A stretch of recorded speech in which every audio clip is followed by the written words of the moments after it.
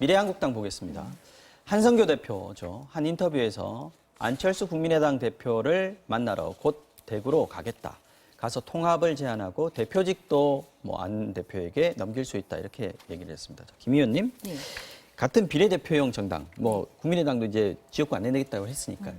끼리 합치자라는 겁니다. 그럼 결국은 이제 나중에 통합당에 또 통합되는 거 아닌가 싶은데요. 그렇죠. 지금 국민의당에 이 제안을 하는 이유가 뭐라고 보십니까? 그러니까 외연을 확장하는 게 가장 큰 중도로 목적인 것 같습니다. 네, 그렇죠. 중도 지금 저희가 여야에 서로 염증을 느낀 중도층이 한 30에 35%에 40% 있다고 봅니다. 지금 4월 15일에 아직까지 표심을 정하지 않은 분들이 계시죠. 그래서 이런 분들을 저희가 국민의당 안철수 대표와 함께 함으로써 외연을 좀 확장을 시키고요. 또 앞으로 극단의 정치는 이제는 사라져야 된다고 생각을 합니다. 그래서 국민들이 정말 원하는 바들, 지금 40% 있는 중도 국민들이 원하는 바들을 우리 지금 미래통합당과 또 미래한국당이 충족시켜야 할 의무가 있고요. 그런 차원에서 지금 한성교 대표가 지금 제안을 하신 것 같은데 지금 안 대표께서는 그냥 분위기예요? 중도 실용으로 난 있겠다. 지금 난 대구에서 여기에 일에 그냥 천착하겠다. 이렇게 답변을 주신 것 같습니다. 그러나 그럼에도 불구하고 끊임없이 저희가 제안을 해야 되고요. 중도 쪽으로 끊임없이 손을 저는 뻗어야 된다고 생각을 합니다. 이 중도라는 것은 이념적 중도가 아니라 문재인 정부를 믿었던 대한민국 선량한 국민들입니다. 너무 실망한 거죠.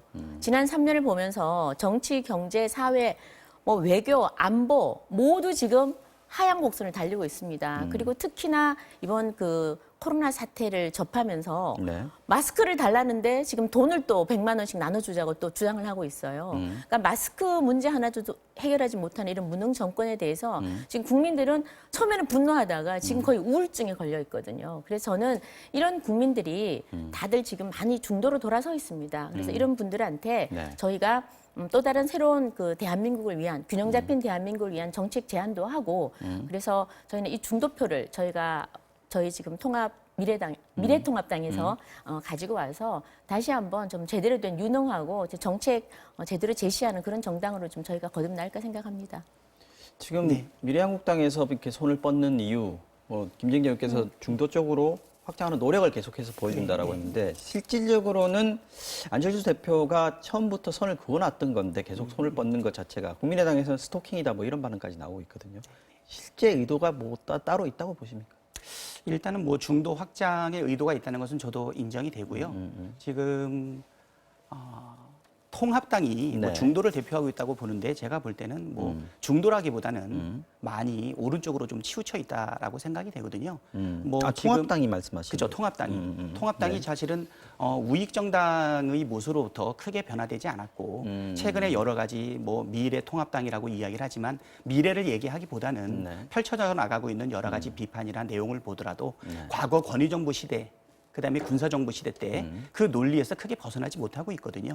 모여들고 있는 사람들도 대부분 도로 친박당 또는 도로 새누리당이 아닌가 이렇게 보고 있기 때문에 합리적인 중도를 바라고 있는 국민들의 욕구를 충족시켜주지 못하는 것이 아닌가. 그렇기 때문에 중도의 확장을 위해 가지고서 안철수 대표가 사실은 오른쪽 정치를 하고 있다.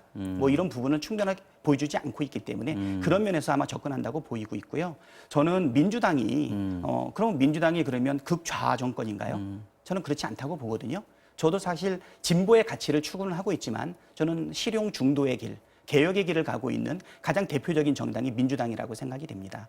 특히 우리 문재인 정부 같은 경우에는 촛불 전국 이후에 탄핵을 통해 가지고서 국민들의 선택을 받은 정당이죠. 지금 그 짧은 기간 동안에 우리가 여러 가지 일들을 해왔는데요. 지금은 어려움이 있는 것은 사실이에요.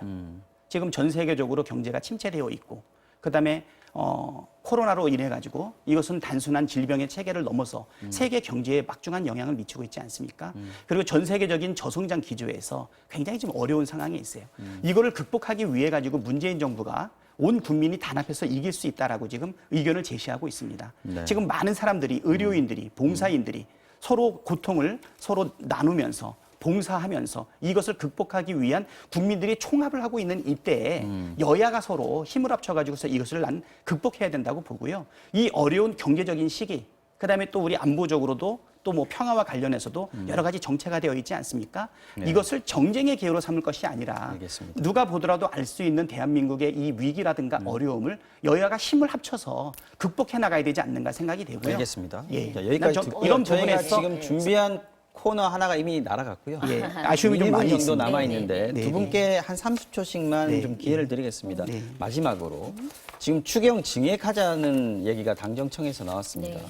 이 부분에서 필요성 네. 그리고 어떤 점들을 주의해야 되는지 또는 반대하는 게 있다면 그 이유를 좀 설명해 주시죠. 먼저 박 의원님께서 말씀해 주시죠. 예. 저는 지금 이 코로나가 있는 이 시기가 단순한 감염병 이것을 뛰어넘어서 그 이면에는 경제적으로 미치고 있는 피해가 굉장히 크다.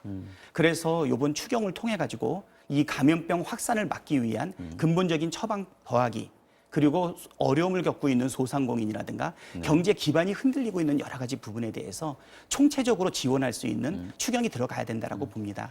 지금 이것은 거의 국난에 가까운 굉장히 어려운 부분이기 때문에 적극적인 재정 지출을 통해서 그리고 적극적인 추경을 통해 가지고 이 어려움을 여야 할 것 없이 같이 손을 잡고 극복해야 되는 것이 아닌가. 네. 11조 7천억 원도 지금 모자란다 이런 얘기거든요. 네, 그렇죠. 코로나 조기 종식을 위해서 뭐 치료라든지 아니면 또 예방 뭐 다 찬성입니다. 그리고 특히 대구 경북에 집중적으로 재원 권익시장도 투자하는 지금 더 것도 뭐 달라라고 당연히 하고 있어요. 찬성이고요. 그리고 이거 어차피 모든 돈은 우리 국민의 세금입니다. 예, 세금이고 그래서 근데 불필요한 예산들 그걸 막아내는 게 또 야당의 역할이거든요. 그러나 지금 좀 더 필요한 거 어제도 뭐 지적이 많이 됐습니다만 마스크에 관한 예산이 너무 없다는 거예요. 지금 대한민국이 국민이 5천만인데 활동 인구의 2,600만 명인데 어떻게 이거를 하루에 하나 정도도 공급이 안 되는 이게 지금 나라냐고 지금 국민들이 울분을 터뜨리거든요. 그래서 이 부분을 좀 확실히 챙길 수 있는 그런 추경이 되도록 좀 하고요. 알겠습니다. 마지막 하나 지금 경제가 어려운 거는요. 코로나 탓도 아니고 세계 경제 탓도 아닙니다. 좀 네. 문재인 정부 정책이 잘못돼서 그렇다는 걸 다시 한번 꼭 좀 기억해 주시기 여기까지 바랍니다. 하겠습니다. 동의하는 국민들이 얼마나 되지 의자. 정치와 의장용 오늘 여기까지 하죠. 박찬대 더불어민주당 의원, 김정재 미래통합당 의원 두 분과 함께했습니다. 고맙습니다. 네. 감사합니다.